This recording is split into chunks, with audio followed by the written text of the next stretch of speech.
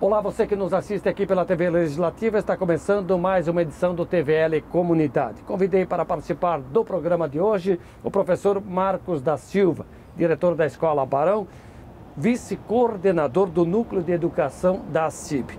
Em meio a essa pandemia, o ensino está prejudicado em Blumenau, no Brasil, em Santa Catarina, uma realidade mundial, professor. Que coisa, prazer tê-lo aqui. Sim, é uma realidade mundial. 212 países tiveram alteração no seu calendário escolar. Em alguns países da Ásia e da Europa, essa retomada ela aconteceu em cerca de 60 dias. No Brasil, nós estamos com mais dificuldades. Face a questão de não termos um plano, talvez, nacional de contenção da pandemia, isso está prejudicando, e nós temos hoje o setor educacional extremamente prejudicado. Isso é importante que se diz. O ano letivo ele fica comprometido para as crianças, para os adolescentes e para os jovens do ensino superior também. E essa é uma preocupação de todos nós, seja do setor privado ou do setor público, porque a educação ela tem que ser sempre referência, ela tem que ser sempre a melhor. Mesmo desta forma e de maneira como está acontecendo, todos estão procurando fazer o melhor, mas ainda é muito distante daquilo que é o ideal. Agora, foi um baque para todo mundo quando a Covid-19 chegou aqui em Blumenau, chegou no país. Como é que foi essa primeira reação e como é que a escola encaminhou para ter continuidade ao ensino? Assim, Minosso e o público que nos assiste, as escolas tiveram muitas dificuldades e também as famílias no seu entendimento, porque nós estávamos apenas com um mês de aula, ou seja, quando a gente ainda estava na parte do diagnóstico dos alunos, diagnóstico da questão da aprendizagem, as escolas foram obrigadas a paralisar as suas atividades e sem nenhum tipo de preparo, ou seja, de um momento para o outro, em questão de 24 horas, as escolas foram obrigadas a fechar as suas portas, sem haver aquela transição da escola com os alunos, da escola com a família e tampouco a preparação dos professores para esse novo momento. Quando isso aconteceu, também a esperança de todos era que em 30 dias talvez a gente pudesse retornar, e esta foi, no caso de Santa Catarina, a primeira orientação. Mas com o passar do tempo, a gente foi avaliando e nós percebemos, e é uma percepção nossa, que no entendimento das escolas, as escolas foram fechadas antes do tempo necessário, ou seja, não havia ainda uma pandemia, se antecipou, o que está agora prejudicando, porque nós também estamos num retardo muito grande. Mas, voltando à questão inicial, as escolas, muitas delas não estavam preparadas para essa situação de transformar o ensino presencial em ensino remoto. E o ensino remoto ele requer uma preparação do professor diferenciada. A escola precisa estar equipada tecnologicamente, igualmente a família. Caso contrário, há dificuldade. Por isso que a gente vê grandes dificuldades, principalmente no setor público, onde as famílias não têm os recursos necessários em casa, porque precisa aliar tecnologia com a informação. E aqui também é importante ressaltar, né, Minosso, que existe talvez uma diferença muito grande da educação básica para a educação do ensino superior, porque o ensino superior, a educação à distância já era regulamentada em lei. E na educação básica não existe lei que falava sobre esta possibilidade. Tudo foi feito na base do improviso. Por isso, cada escola, de imediato, teve que ofertar e oferecer aquilo que tinha condições naquele momento e de acordo com as possibilidades de seus professores. Por isso, algumas colocaram o ensino remoto com aulas através de estudos dirigidos, outras com aulas gravadas, outras com aulas virtuais, ou ainda um mix, na medida que as questões foram avançando também. Mas ainda temos e há muitas dificuldades para superarmos essa dificuldade de aula remota e principalmente o entendimento das famílias, porque crianças pequenas, você trabalhar educação virtual na frente de um computador ou de uma tela de televisão durante várias horas, isso quase que é impróprio e não vai haver aproveitamento. Professor, eu queria até detalhar um pouco essas formas de ensino remoto, porque são várias maneiras de encaminhar o material cada professor ao seu estilo, porque não teve lá o preparo, tecnologias diferentes, né? De quem emite e de quem recebe. Sim, cada escola teve que adotar a sua metodologia, como eu falei, e estratégias. E aí a formação dos professores ela teve que acontecer em cerca de 48 horas para muita gente, para muitas escolas. Então a educação remota, ela não diz como cada escola deve fazer. Não existe uma lei específica para isso. Orienta como a escola pode proceder. Então eu falo, algumas escolas colocaram a educação remota através de estudos dirigidos, que é o encaminhamento das atividades para casa. Outras escolas adotaram as aulas virtual, que é a aula ao vivo, com mecanismos tecnológicos que a família precisa ter e a escola também. Outras com aulas gravadas. A gente sabe que isso tudo, uma só estratégia não dá resultado. O ideal é criar um mix dessas três possibilidades, através de uma trilha de aprendizagem, aonde que a família, especialmente com os menores, a família possa estar acompanhando também essas atividades no dia a dia. E o aluno, a partir de 11, 12 anos, que ele possa ter autonomia para trabalhar sozinho. Mas essa parceria, indiferente da idade da educação básica, a parceria da escola e da família, e a família ter um grande entendimento que isso se faz necessário, que é importante nesse momento atípico, que é necessário juntar-se às forças da escola. Porque só a escola sozinha não vai dar conta do ensino remoto. E somente a família também, por sua vez, não dá conta. O senhor tem ideia de quantos alunos fazem parte hoje da rede privada no município de Blumenau? E, por sua vez, quantos são os professores que atendem esses estudantes? Hoje nós temos em Blumenau, só na rede privada, mais de 10 mil alunos. E são cerca de 1.800 professores que estão atuando desta forma, desde a educação infantil até o ensino médio. Blumenau ainda é uma cidade que tem muitos avanços tecnológicos. As escolas privadas aqui, todas elas estão conseguindo fazer um ótimo trabalho em relação a isso, de acordo com as suas possibilidades, seus recursos, mas penso que Blumenau está tendo uma educação remota diferenciada, que serve até de referência para outras cidades também, e isso tem acontecido. Não há perda no conteúdo para o aluno? A perda sempre vai acontecer, mas nesse momento a escola, junto com a equipe de professores, tem que estar definindo aquilo que é essencial.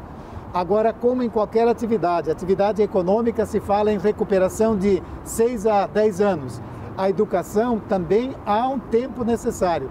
As escolas precisam fazer um planejamento agora de no mínimo 2 anos, porque muitas questões que não vão ser trabalhadas esse ano, a escola tem que trabalhar em 2021, 2022. Ou seja, há necessidade de uma recuperação permanente desses conteúdos. Mas aquilo que é essencial, as escolas estão trabalhando hoje, sim. Aquilo que é necessário. Como se diz, a ponte está sendo construída. O fortalecimento dessa ponte, ela se vai acontecer em até 2 anos, com certeza. Agora também é diferente a forma de avaliar, né? Com certeza, as avaliações, algumas escolas estão conseguindo fazer avaliações digitais, outras não. Porque isso é uma implicação muito grande.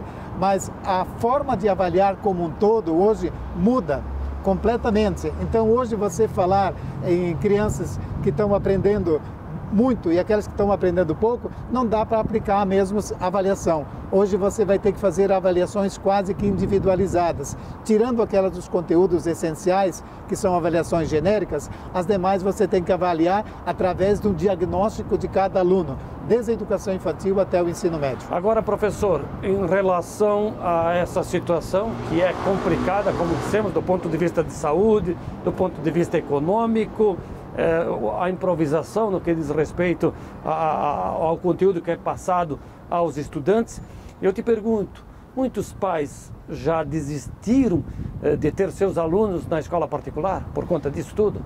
Sim, principalmente na educação infantil e principalmente na idade de 0 a 3 anos, onde ainda não há uma obrigatoriedade legal. aí sim, em todas as escolas, hoje são 60 escolas de educação infantil, somente privada em Blumenau, mais as públicas. Mas a desistência, o cancelamento de matrículas, ele é muito grande na rede privada. Qual é o percentual? Hoje, o percentual, eu diria que nós estamos aí com praticamente 50% de alunos de 0 a 3 anos cancelados. E de 4 a 6 anos, em torno de 25% de cancelamentos. Porque de 4 a 6 anos, a educação infantil é obrigatória. Como são escolas particulares, reflete também na estrutura, no andamento, né, das escolas, com o seu corpo docente, os funcionários, né? Com certeza, assim, algumas escolas ainda estão abertas, estão funcionando em função das medidas do governo, de ajuda do governo. Mas se protelar por mais 30 ou 60 dias o fechamento das escolas, eu diria que em Santa Catarina, e mais ou menos é o percentual de Blumenau, mais de 20% das escolas pequenas e médias serão fechadas. E vai gerar um desemprego também muito grande nesse setor educacional. Porque esse setor educacional, escolas privadas, ele não gera emprego somente para professor. Geralmente o dobro de outras oportunidades, de outros empregos que estão dentro das escolas também. Se me permite, tem a equipe de trabalho das vans, ônibus, né? O transporte escolar, muita gente depende, por exemplo, dessa questão. Sim, nós temos em Blumenau pelo menos mais de 60 tupiqueiros, mais de 60 famílias, temos muitos restaurantes, muitas lojas e livrarias, muitas lojas de uniforme. Há uma cadeia que hoje está prejudicada. Talvez assim, dentro da cadeia produtiva hoje, a cadeia educacional, juntando-se ao turismo e à cultura, talvez sejam os mais prejudicados hoje no Brasil. Por isso o governo precisa rever a curto prazo essa situação também. Pois é, diante dessa situação com números de casos da Covid, do novo coronavírus, crescendo em Blumenau, em nossa região, como falar em retomada das aulas? Eu penso que a questão do aumento que está acontecendo em algumas cidades, especialmente ela se dá em função do número e ampliação da testagem. Isso é um fato, né? Na medida que mais testas, mais vai aparecer casos. Mas hoje o que a gente vê que é importante ressaltar? Nós temos hoje dezenas de crianças que não estão na escola, mas estão em casas particulares, aglomerados, sem nenhum tipo de condições sanitárias.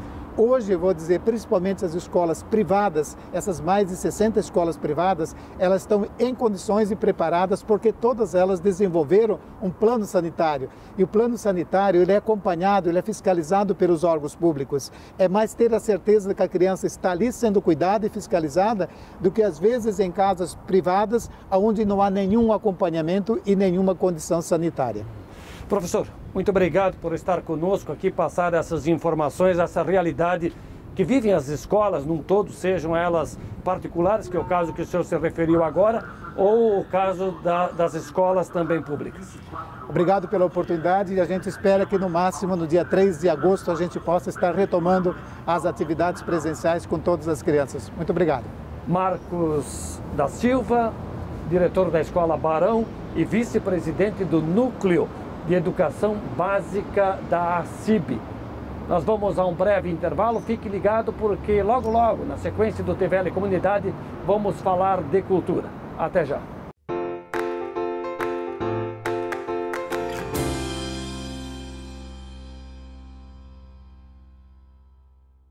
É da nossa tradição essa vontade de fazer acontecer. Todos os dias, todas as horas, conseguimos fazer da tristeza a nossa superação, das conquistas o nosso objetivo. A Câmara Municipal faz parte dessa história, na fiscalização e na promoção de um debate contínuo com a nossa sociedade. Acompanhe as atividades do Legislativo no site e exerça hoje e sempre sua cidadania. Câmara Municipal de Blumenau, fazendo parte dessa história.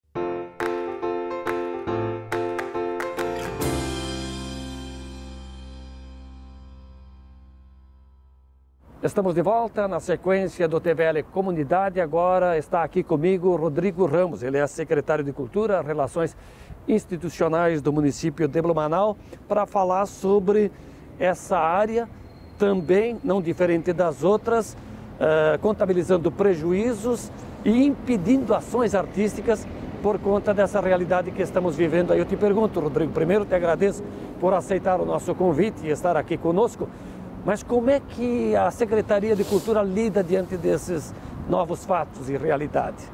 Olha, Minosso, é um desafio a cada dia, porque a gente está caminhando e vendo a movimentação e tentando se readequar a essas questões todas. E quando a gente acha que vai entrar numa normalidade, acontece um efeito climático como o que aconteceu aí nos últimos dias.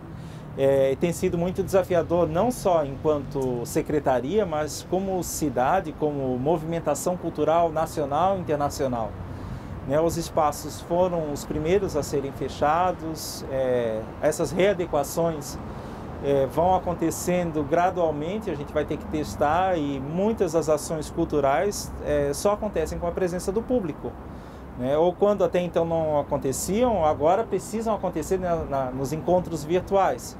E tanto a Secretaria está se readequando com a exibição dos seus materiais, dos seus conteúdos, quanto tem observado a movimentação de outras secretarias, outros departamentos, gestões culturais Brasil afora e até fora do nosso país, se movimentar nesse sentido, porque ninguém esperava o que fosse acontecer. E da mesma maneira, a comunidade cultural nesse sentido. Ainda a gente observa alguma resistência por parte, principalmente dos artistas, porque sentem que a proximidade, esse approaching é muito importante, de ter essa relação direta com o público. Isso faz muita falta para quem vive e respira a arte. Você estar num palco e representar e não ter uma plateia é muito estranho. Então essas adaptações vão sendo sentidas a cada momento que elas vão acontecendo. Eu cresci, Rodrigo, ouvindo aquela frase que você deve ter ouvido N vezes, né? O artista vai ou está onde junto o povo, né? ao povo, né? É verdade. E aí? E aí agora a gente o povo continua reunido hoje nas salas virtuais, nas redes sociais, mas a questão da pele, né, do toque, né, do sentir o aplauso naquele momento, é muito estranho você fazer uma apresentação e você terminar de executar uma peça, uma obra de arte e não ouvir o aplauso. E isso faz toda a diferença, inclusive na apresentação.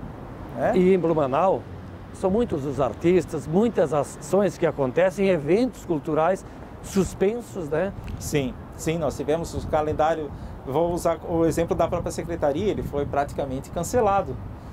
A gente começou com uma programação no final de fevereiro, quando tudo voltou, pós-período de férias. Chegamos a abrir a primeira temporada de exposições do ano e logo tivemos que fechar.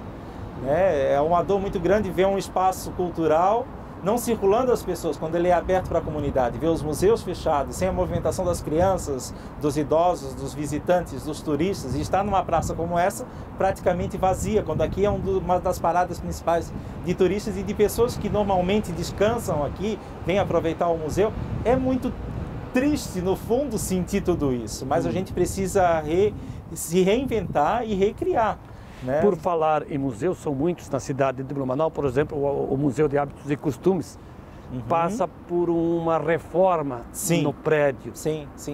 É uma reforma que já foi uma parceria ano passado, assinado um convênio com a Blumenau Iluminação, uma empresa aqui da cidade de Blumenau, que fez a doação de toda a parte elétrica nova para o museu. E para a fachada a gente fez uma parceria com a NDTV e com a Croten Tintas, juntamente com o Poder Público, para a recuperação da fachada. O museu existe há um pouco mais de 10 anos e necessitava de uma readequação, de uma manutenção grande num patrimônio, a primeira casa da Rua 15, enfim. Como é um prédio tombado, a grande parte dos espaços culturais da Secretaria de Responsabilidade do município são bens tombados, então precisam de manutenções a cada tempo. E agora era necessário fazer essa recuperação. Além desse, Minosso, a gente vem iniciando aí os estudos para fazer a recuperação da Escola número 1 na Itaupava Central, que é um espaço bastante importante, e também do museu, da Biblioteca Pública Municipal Fritz Miller e do Arquivo Histórico José Ferreira da Silva, que é no mesmo prédio na Rua das Palmeiras. Também desde que foi inaugurado aí no final dos anos 80, ele nunca passou por uma grande reestruturação, de adaptação para a inclusão social, com adequações de espaços como banheiros, rampas, algumas modificações no sistema elétrico e de preventivo de incêndio para dar mais segurança à comunidade. Então são algumas reformas e melhorias que a gente vem fazendo e aproveitando inclusive esse tempo que está fechado para justamente providenciar essas adequações. Agora, por falar em reformas, eu quero entrar, tu mencionasse há pouco aquele vendaval temporal. Sim. Que causou inúmeros estragos em Blumenau, no estado, na região sul do país. Na tua área, na cultura, nós tivemos algum problema? Porque aqui ao fundo, aqui, ó, sim, estamos na praça, sim, uma árvore antiga está tombada pela força do vento, né? Olha, foi assustador. Eu estava dentro do prédio da secretaria na hora do vendaval e vi a calha da frente, né, voando, parando do outro lado da rua, praticamente em cima do Monumento dos Imigrantes, as folhas de palmeiras caindo em cima do mausoléu. Então a gente teve alguns estragos significativos. Felizmente, nenhum dos nossos acervos foi danificado ou prejudicado. Então, em nenhuma vida, né, ninguém contabilizou nenhum prejuízo na área da sua saúde, né, da sua segurança. Mas a gente teve muitas telhas quebradas.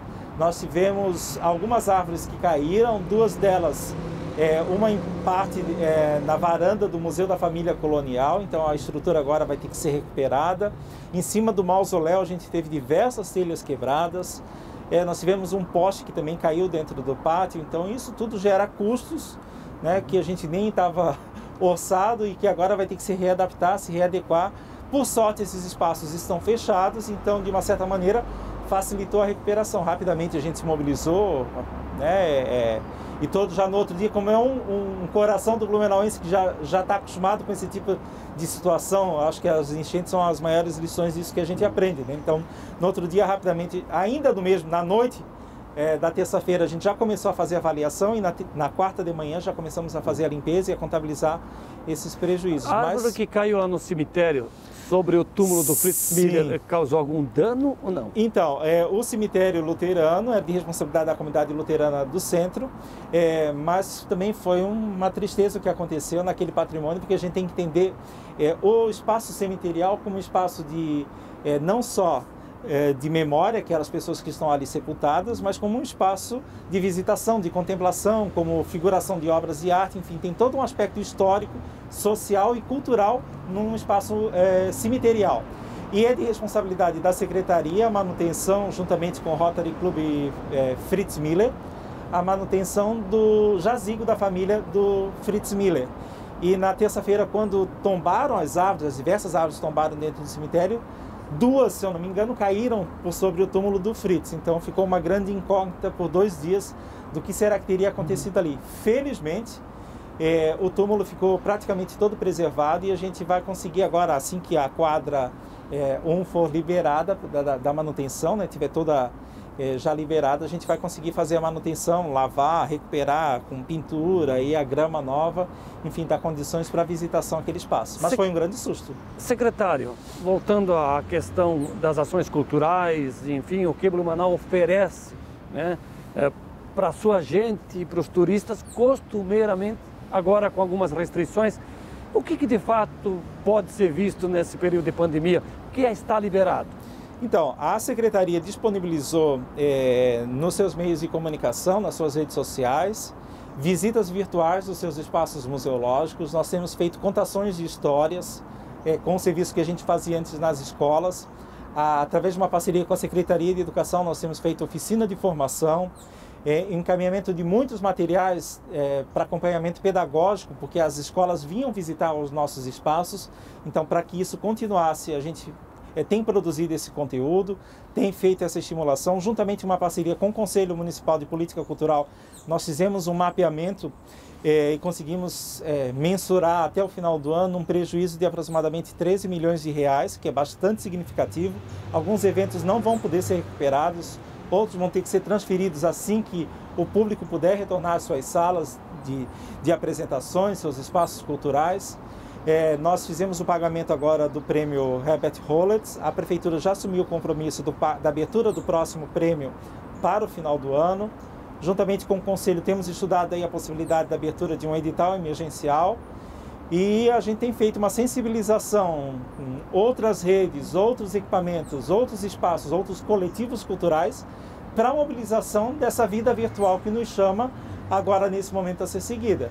Então, ainda que a gente não possa fazer venda de produtos, mas a gente pode estimular a visualizar e entrar em contato, a movimentar a economia criativa nesse momento. Mais do que nunca, se o artista já pensa fora da caixa, agora a gente tem que pensar fora de caixas, fora de residências, fora da internet, né? Ou melhor, dentro do mundo virtual. Né? A gente vai ter que se reprogramar, se reinventar. Muitas ações já têm acontecido nesse sentido. Prova disso foi o Drive Cultural que aconteceu lá no Parque Vila Germânica, que as bandas se reuniram. Mas outros festivais, outros encontros assim, tendem a se tornar uma rotina, pelo menos até a pandemia passar. É um desafio para o gestor, né? É um desafio, acho que para todos os seres humanos, né? Eu acho que a gente está procurando se reinventar a cada dia. Eu sei que tem sido momentos difíceis, cada um tem na sua experiência e tem partilhado isso. Não é fácil para o gestor, não tem sido fácil para o artista, não tem sido fácil para ninguém. Mas a gente tem que ter um pouco de fé nesse momento e acreditar que a gente vai conseguir superar e vai conseguir voltar a caminhar. E essa forma de ter que se reinventar, por exemplo, nós aqui. Esse programa habitualmente era gravado no estúdio. Sim. Estamos aqui na praça, né, ao ar livre, com essa distância que nos é recomendada, com o uso desse, que agora eu chamo de acessório, né? É um acessório. Faz parte, é a máscara, né? Verdade. Então, é a realidade que todos nós estamos diante dela e que precisamos encontrar caminhos, soluções. Eu vou falar em relação à máscara, eu tenho um desafio grande, porque eu uso óculos, então quando esquece de passar o limpador do óculos, daí embaça, enfim, são questões culturais, e isso são reflexos de questões culturais que a gente não estava acostumado e que agora a gente tem que aprender a conviver. Então são aspectos da rotina que são introduzidas e aos poucos a gente vai... Aspectos necessários vai se enquadrando, né? De preservação à vida, à saúde, Sim. Enfim. Rodrigo, tens conversado, mesmo de forma virtual, a sua equipe com os artistas? Como é que vocês mantêm contato? Sim, primeiro o Conselho de Cultura já realizou uma reunião desde que começou a pandemia, nos grupos de WhatsApp. Desde que começou a movimentação do processo de pandemia, eu tenho contato, participo de alguns grupos coletivos de secretários, inclusive nacionais de cultura, em relação à aprovação da lei nacional que foi aprovada agora. A lei foi aprovada, mas agora como aplicar isso nos estados e nos municípios? Então, coletivamente, ainda que virtualmente, todos os gestores de Santa Catarina têm encontros pelo menos 2 vezes por semana, porque a gente agora vem discutindo como aplicar essa lei nos municípios, como fazer a distribuição dos recursos que vão chegar, que a gente ainda não tem a previsão de quando esse recurso vai cair na conta do Fundo Municipal de Cultura. Então as conversas têm sido praticamente diárias com todo o setor cultural, com todas as pessoas que têm procurado. É um desafio grande se adaptar, porque por exemplo, o arquivo histórico ele está fechado, mas ele continua atendendo os pesquisadores, por exemplo. Então, os universitários com suas dissertações, teses, pesquisas no campo acadêmico, têm feito as solicitações, então a gente tem atendido, todo mundo tem procurado a secretaria e tem dado sequência àquelas ações que com segurança a gente consegue dar guarida. Mas a gente tem que retomar as atividades, não pode deixar a programação parar, mas tem sido um desafio muito grande para todos nós, né? Nesse minuto que nos resta, menos do que isso, o que tu gostaria de dizer ao artista, àqueles que apreciam a nossa cultura? Olha, o momento é de reflexão. Acho que sairemos todos melhores pós esse período. Só que nesse momento a gente precisa se resguardar. Em primeira situação é a vida. Então vamos nos preservar para que rapidamente a gente possa, o quanto antes disso passar, a gente possa retomar as atividades. Rodrigo Ramos, secretário de Cultura, Relações Institucionais do município de Blumenau, conversou conosco aqui no TVL Cultura. O programa está terminando, mas eu te convido para que você continue conosco, nos fazendo companhia, acompanhando assim a programação da TV Legislativa. A todos, um grande abraço e até a próxima.